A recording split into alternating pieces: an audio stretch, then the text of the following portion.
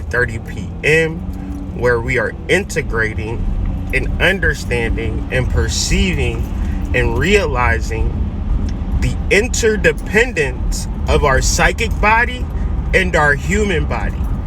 Generally, we imagine that it's going to take us a long time. It's going to be a lot of hard work and, all of these particular things. But I'm here to tell you today, it ain't that serious. We generally can tune in and tap in and build up our own personal frequency based upon our cognition and perception of our psychic body. So it's the crown chakra activation. However, the reality of the crown chakra activation, the result or the manifestation or the purpose or the course objective is for you to understand your psychic body in relation to your human body. So what is the difference between this class and everybody else's class? Either they're talking about a whole bunch of psychic shit and leaving the body to the side, or they're saying body, yada, yada, yada, yada, yada, yada, yada, yada, yada, yada, yada, yada, yada, body, right? And when we reference the psychic body, it's like, I don't know, generally. So we're going to deal with both body, yada, yada, yada, yada, yada, yada, yaddies, right? And get into it. And that's February 20th, 5 p.m. Eastern Standard Time, giving y'all plenty enough time. However, when I do research on the course, I will jump on this IG live and give y'all updates on how the course is progressing. Today, in reference to crown chakra activation, in reference to Sun square Mars, in reference to Mars conjunct Uranus, we are dealing with the awakening of the psychic body.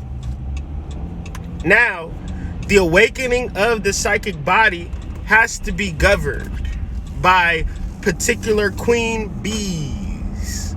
Shout out to Utah and the state flag, right? Generally, there are energy holders, and an energy holder is based upon a centrifugal force. So an energy holder is that much of like the sun. But the sun is not pulling on the earth. The sun is giving to the earth selflessly. Because within the sun, there is a centrifugal procession of inner work that allows it to produce heat and light. So when we reference the spiritual work, when we reference the pursuit of divinity or the pursuit of the perception of divinity, because we already are, we wake up divine, we go to sleep divine, and all points in between are divine. So what is the issue, Hood? What am I missing in reference to we all being divine? We are dealing with the mere perception of personal divinity. So a guru can't give you that because you are your guru, right? So generally, when we are moving into understanding, now we have to understand that every fucking moment is now.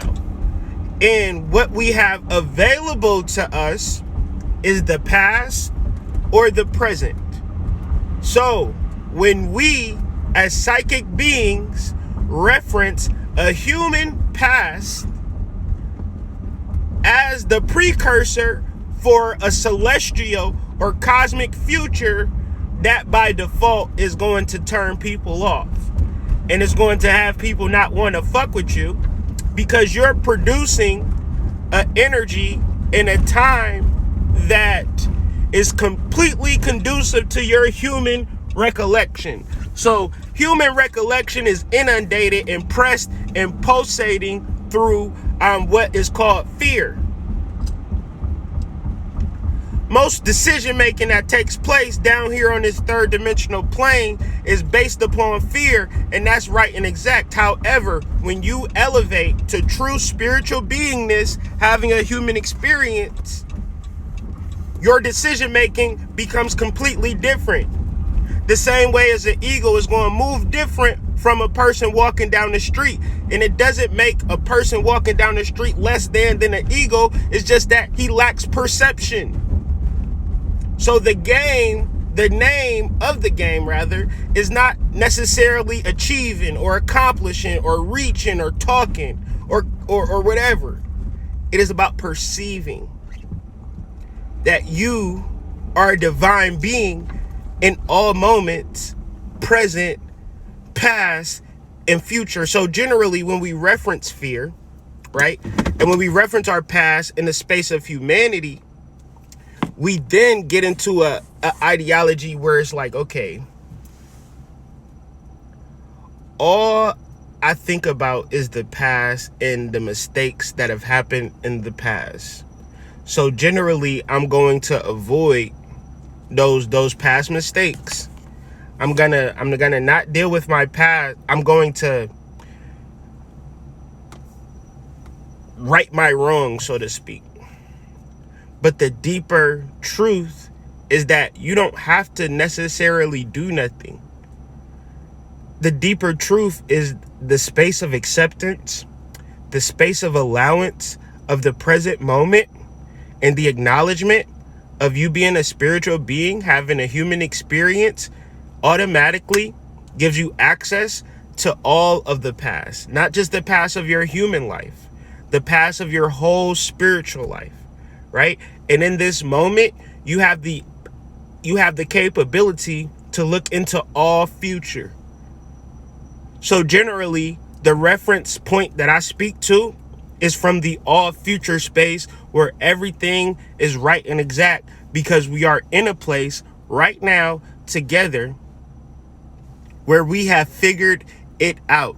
We have unified our divine selves with our human selves, and we move forward understanding that, right? We don't have to seek a racial, we don't have to seek a familial, we don't have to seek a societal, we don't even have to seek within a community or a relationship.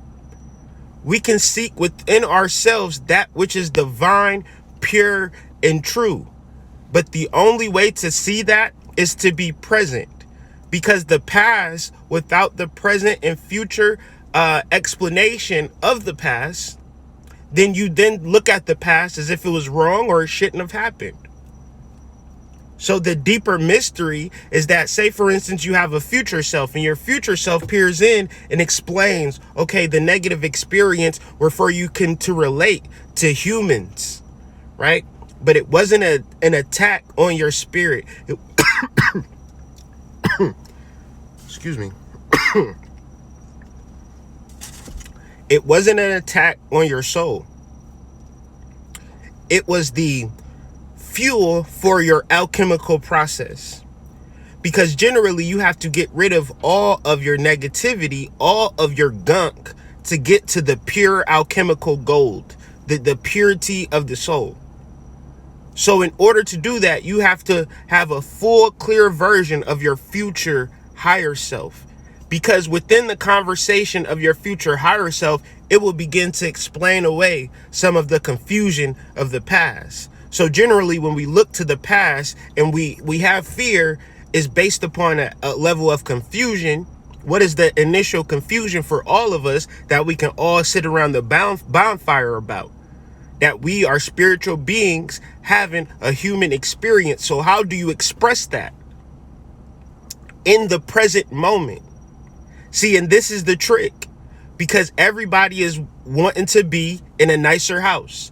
Everybody wants to drive a nicer car.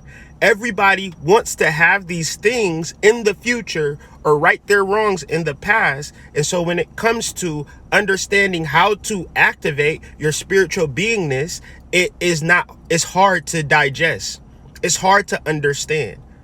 Well, let me attempt to simplify it and continue to hold this space day in and day out. This is not a long message. This is a rather short message because I want to be extremely clear to the point. So I'll upload this so you could share, like, and subscribe the video so possibly another person might benefit from this information.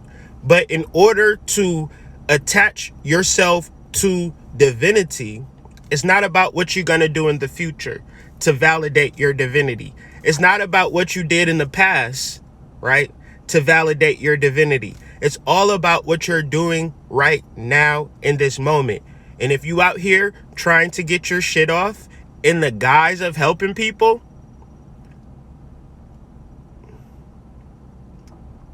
I really don't know what to say, in the space of that, because I hate what karma is doing to people in 2021. However, I'm not the creator of karma, nor am I the person that is not consistently and perpetually delivering the right message. And what message is that? That we are all in the space of being divine beings, having a human experience, but we have no investment in our divinity, and we have 110% of investment in our humanity. So in order to see, we have to begin to invest some time and energy in our divinity. So that's why we walk into nature. That's why we study astrology. That's why we do divinations. That's why we put on courses. That's why we, constantly reference these particular modalities, because I'm trying to hold the space and hold the vibration long enough until we all collectively begin to get it. So with that being said, everybody enjoy your day, and remember, be present, be divine. Peace.